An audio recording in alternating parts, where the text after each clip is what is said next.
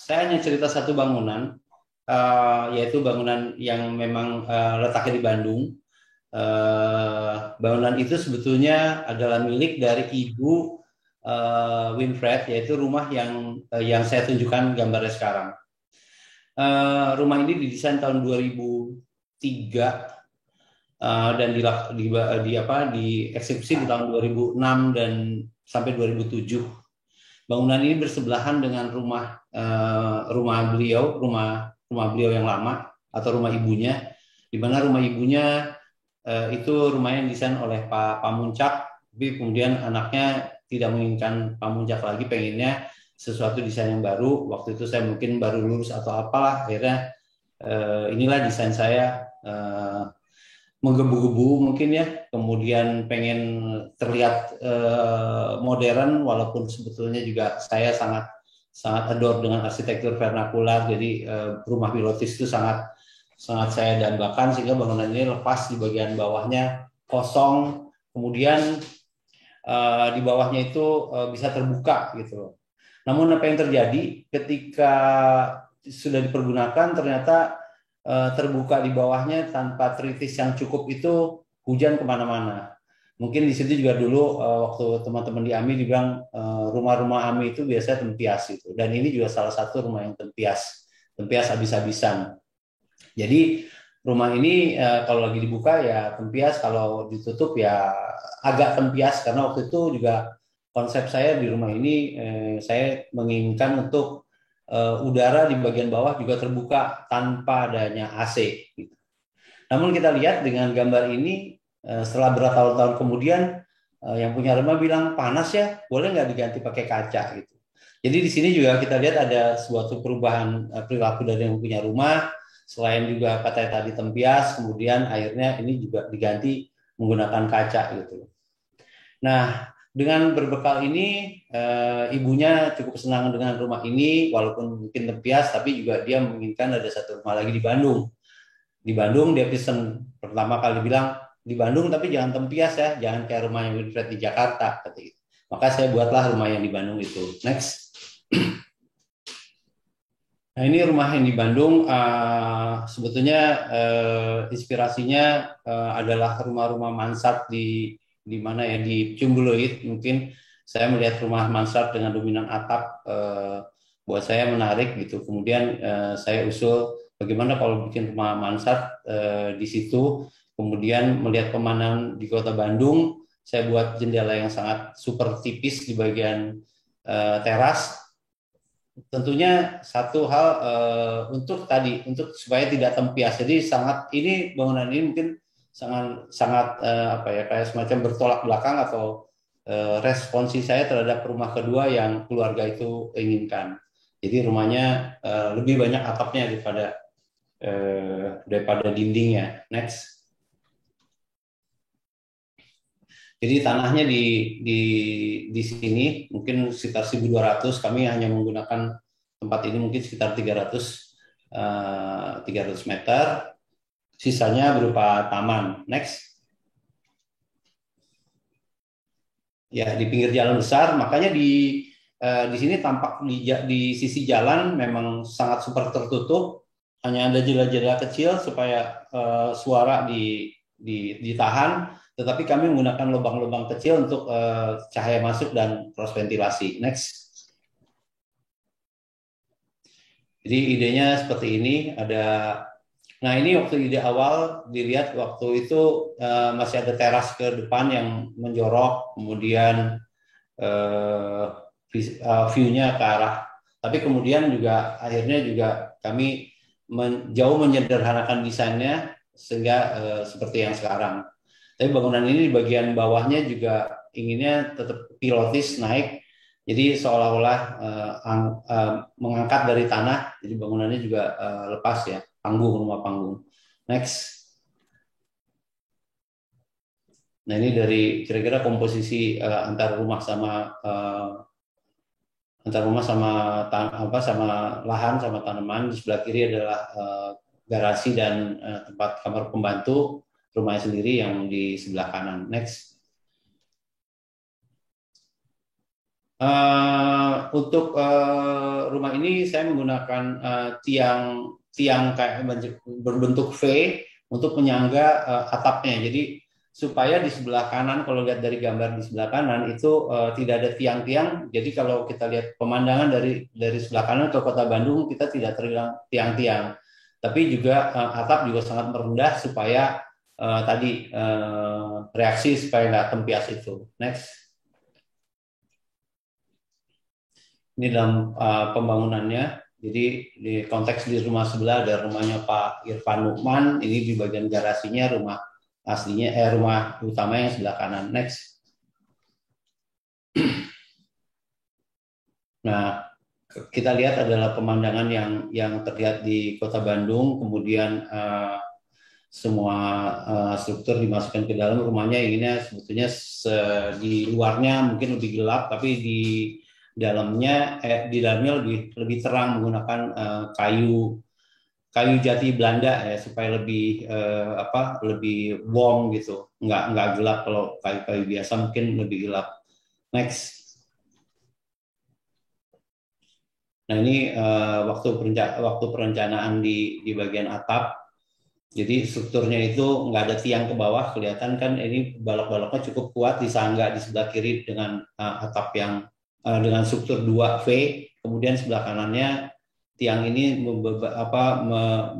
menyangga balok-balok atap ini menyangga si atap itu sendiri. Next.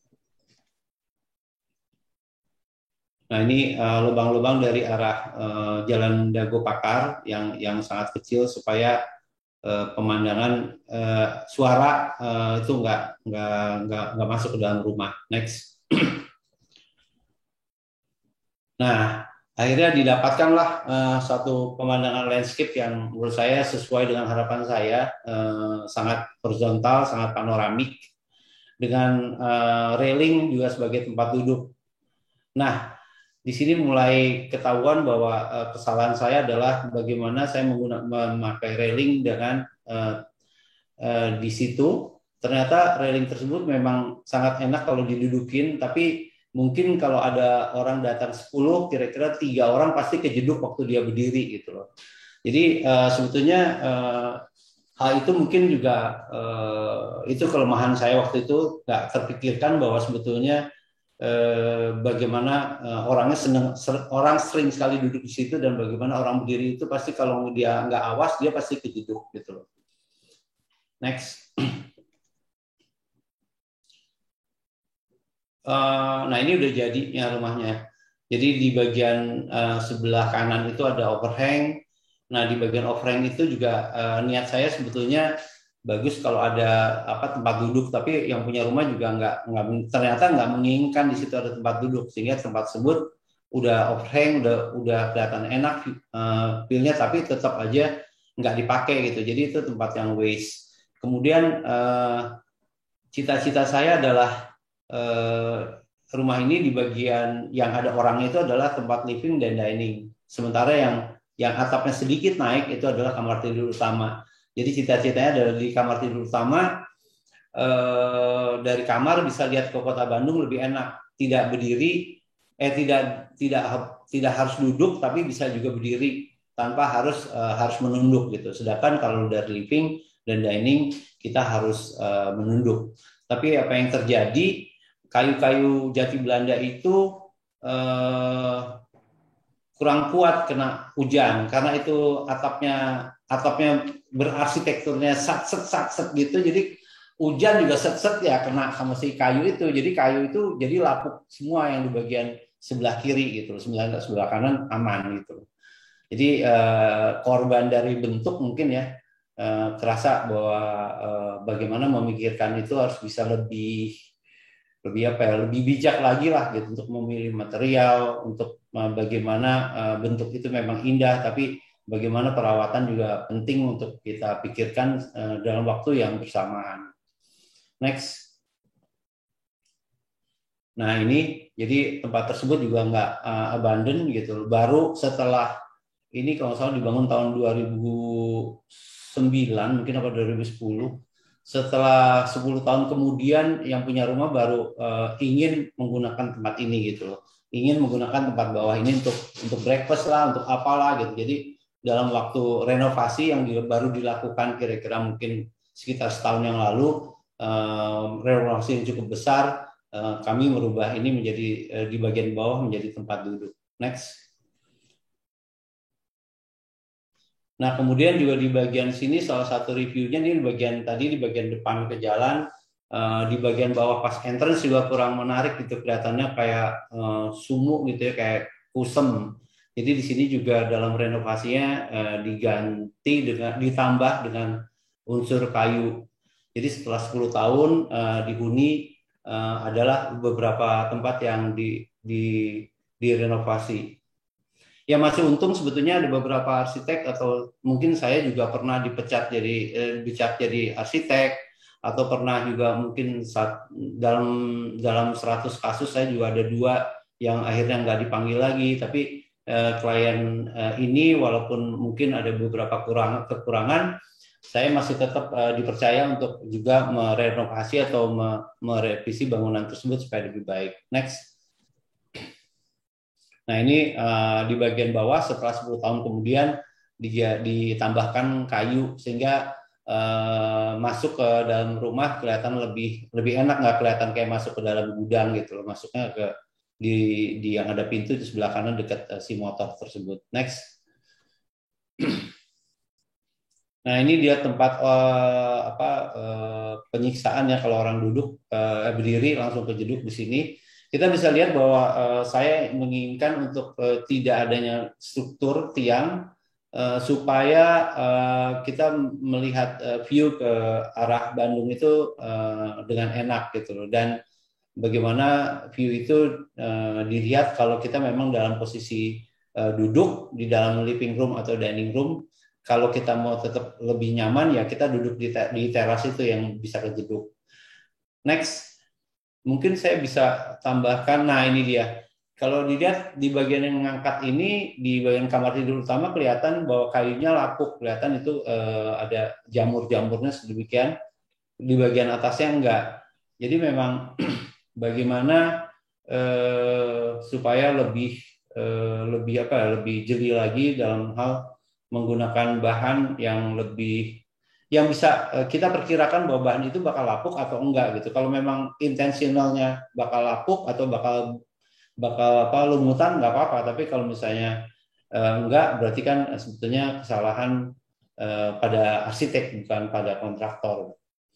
Kemudian yang lain lagi mungkin yang saya tidak mendapatkan gambar yang baru, saya tidak memotret di dekat lampu yang bernyala itu.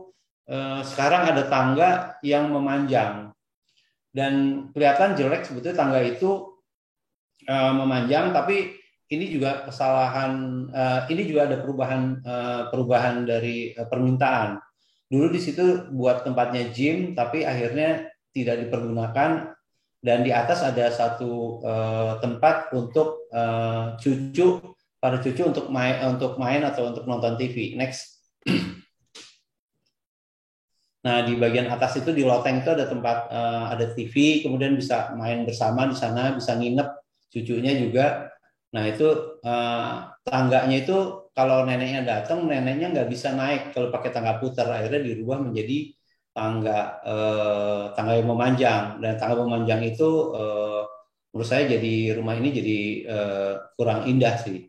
Terus yang kedua, ini juga yang antara apa ya, saya ngotot dengan klien bahwa nggak usah pakai railing karena kan ditutup sama kursi gitu loh. Tetapi pada akhirnya pada renovasi sekarang rumah ini tetap yang punya rumah tetap ngeri gitu loh. Apalagi sekarang mungkin udah 10 tahun kemudian ya, ibu dari klien saya itu udah lebih tua, jadi menginginkan railing. Jadi ada penambahan railing di tempat yang ada orang itu, yang ada orang turun. Next.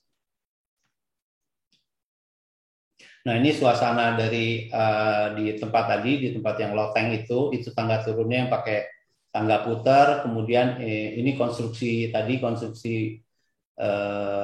bentuknya yang P ini untuk supaya kita nggak usah ada struktur di bagian teras. Next. Nah, ini tangga yang sekarang udah dibongkar, diganti dengan tangga yang memanjang. Dengan tangga yang memanjang itu juga awalnya juga lapuk, kemudian barusan diganti lagi. Next.